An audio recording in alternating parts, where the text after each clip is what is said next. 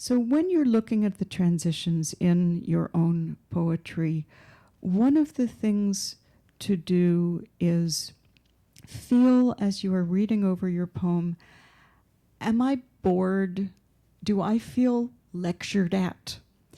And if you do, which we all do from time to time, take out some of the transitions. Allow more mystery. Allow things to stand on their own 2 feet, and it will be less didactic and less boring.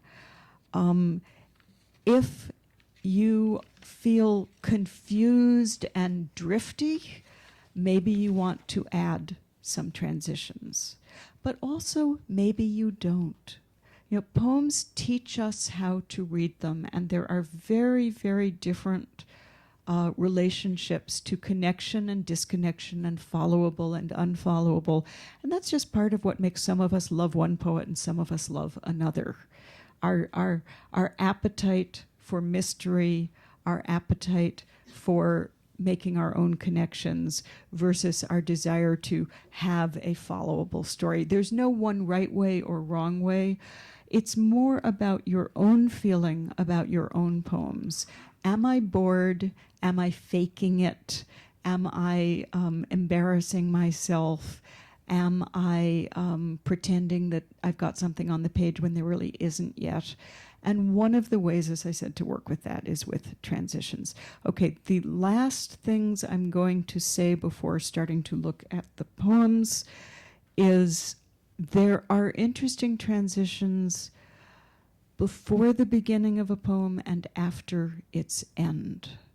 So good poems continue on after their last word, and they draw from something that exists before their first word.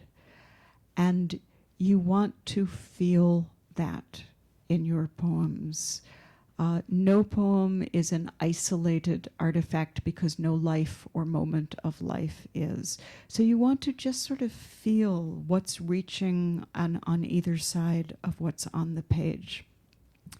If you want to play with changing your relationship to transitions, there are some very mechanical things you can try. You can say, okay, I'm going to ask a question in my poem. I'm going to make a negative statement in my poem. I'm going to say not or don't.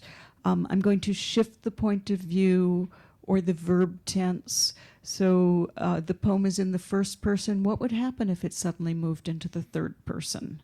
I'll give you some examples of this in what we're about to look at.